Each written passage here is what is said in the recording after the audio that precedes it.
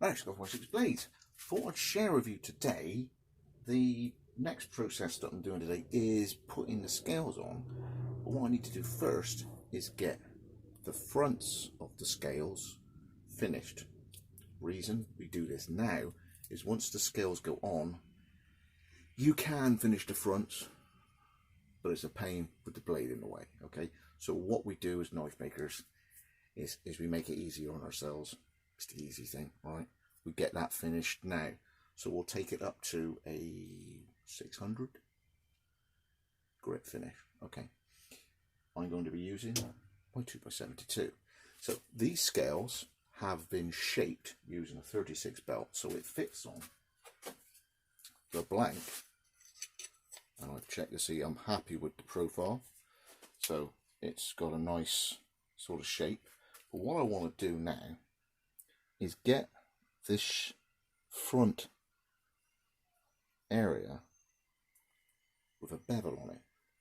So not just that it's the right profile, but you can actually see more of the finish of the blade. You can see more of the wood because it's at an angle. Plus it allows your fingers to go down over the top when your finger goes onto the ricasso for carving work. It's just the appearance of the knife that I like. I like a slightly sort of slanted front to my scales. So I'm going to now do that bit. So if you just follow along with me and basically just catch up with what I'm doing the way I'm doing it. So the first thing I'm going to do is, now that I've put that on, can you see I've got masking tape on the bottom? Because a lot of the shaping, pins occasionally work themselves through, and the last thing you want is a pin to be worked through and kick up the scales that you were unknowingly had it at an angle. Okay, because then it wouldn't be 90 degrees. You've gone to all the effort of getting that 90 degrees, and unknown to you, your pin fouled on something and stuck out the bottom, and you just put that on there and it's all sort of completely off skew. Alright, so make sure they are flat and flush, press down is right, and I'll put masking tape on it, you know, just to keep them up and out the way. So that's there now, and it's square front. So what I want to do now is get the front angled. So what I'm going to do is get my 19mm, and I do it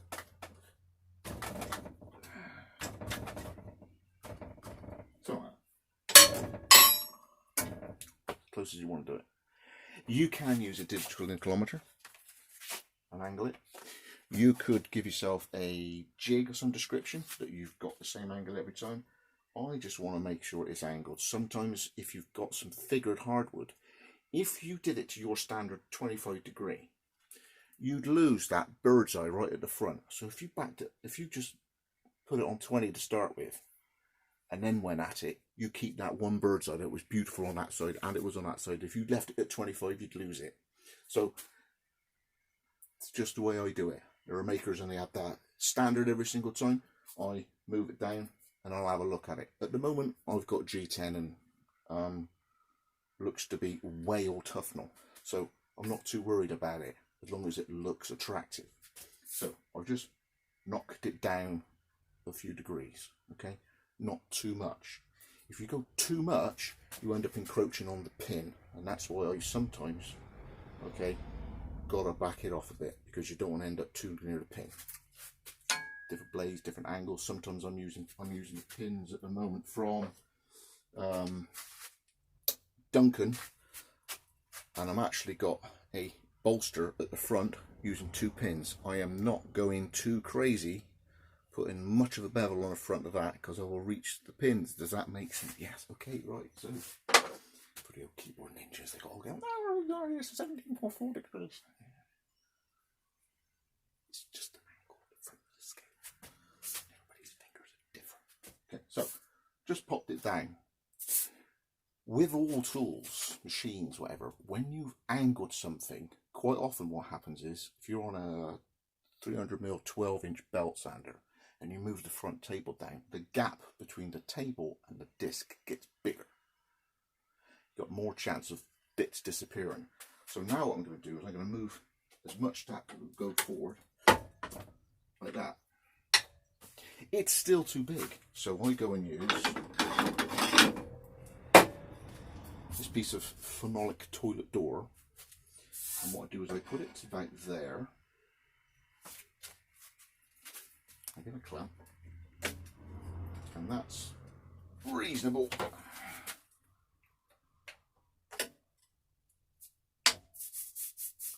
Okay, so it gets the gap, which could end up dangerous, between what you're resting the workpiece on and the work surface of a moving machine part, which is the belt.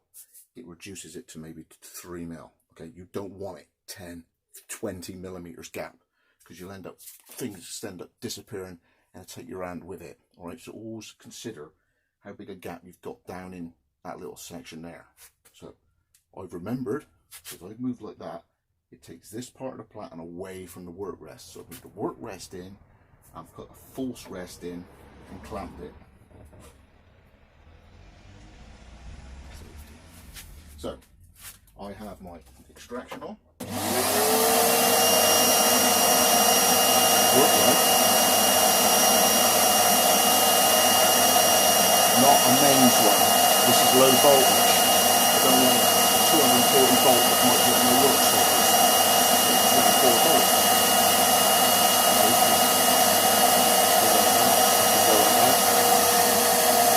Let's give it a bit more light.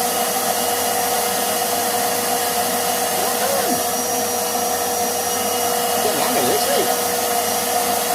So.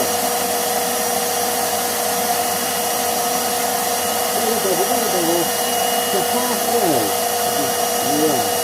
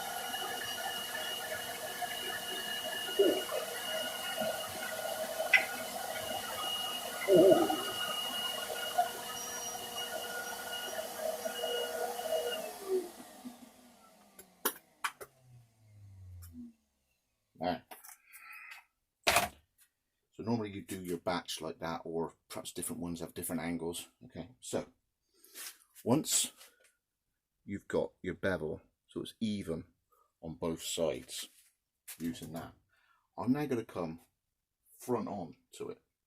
But what I'm not using is the actual angle, I'm just using the front of the plan. So I don't need the false work rest anymore. Go down out of the way. Move back, give me some more room. We'll go to a different belt. I've spent all that time getting that angle even on both sides. If I went to the 36, I'd probably start losing that nice even angle. So I'm going to go to a 120. Got rotational arrows. All the belts, this is the faff one that always wants to twist.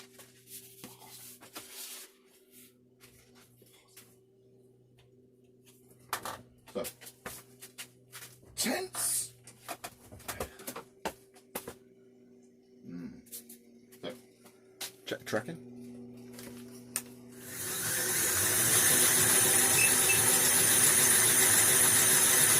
Okay.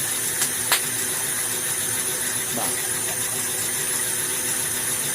what I'm doing here is hold on to the blank, checking with the pin, stopping falling out. I'm going to go to the belt at an angle, and I'm going to remove the 36 grits that are going that way from what it was used that way, and I'm going to even that up, one side at a time, and gradually dial it in. But I'm not removing stock. I've got the angle I want. I've got it even on both sides. I'm just removing those cheeky marks. So,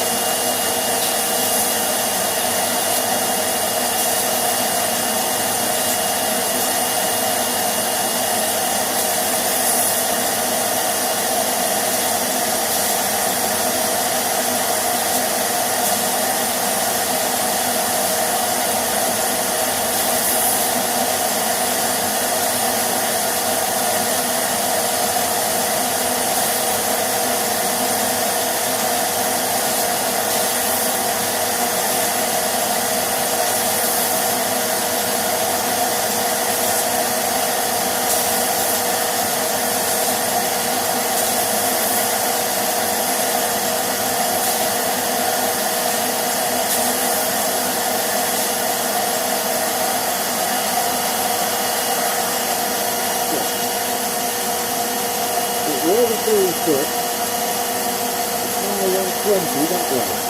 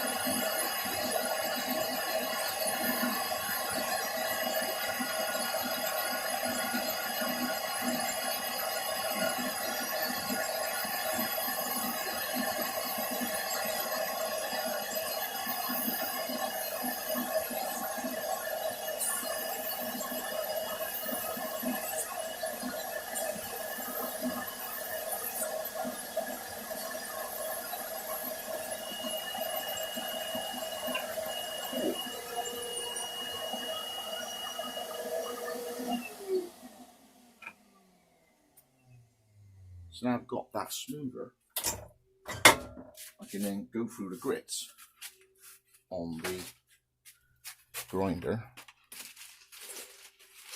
Next one would be Trizact. Hundreds and hundreds and hundreds of belts. So put them there on it. Next is this one. I use an A45. It's a sort of general standard thing to remember when I order things. There are 65s and all sorts of different grades, but I use a 45 just so I know what I'm getting each time. Just tracking.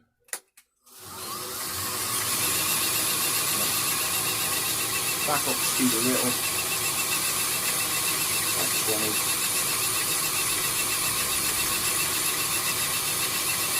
There we go.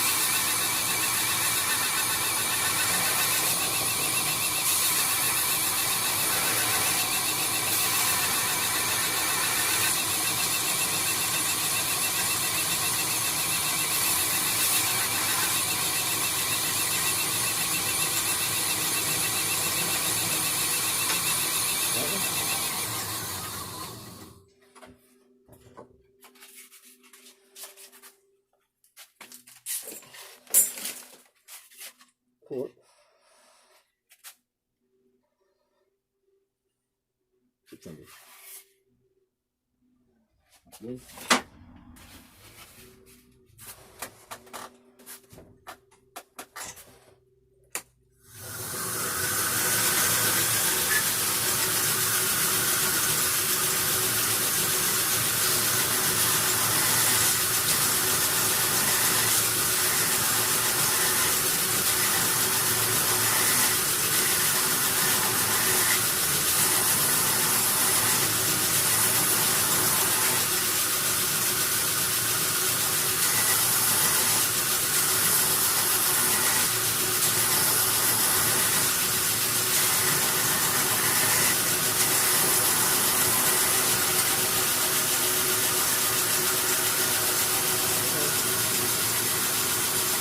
See you in a minute. That'd be lovely. Super job. Super job. Fish and chips. Hey, Jackie Boo! That's a cork belt. Bit to go yet. Yeah, a bit to go yet. Fish and chips.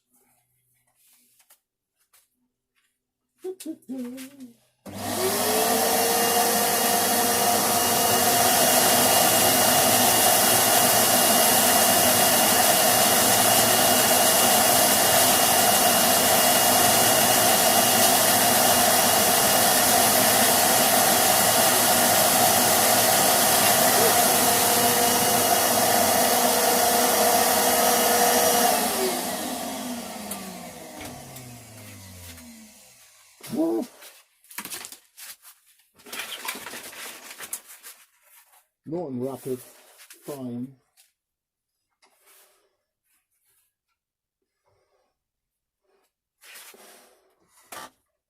Hot and bothered in the garage, over dusty with a mask on. Fantastic.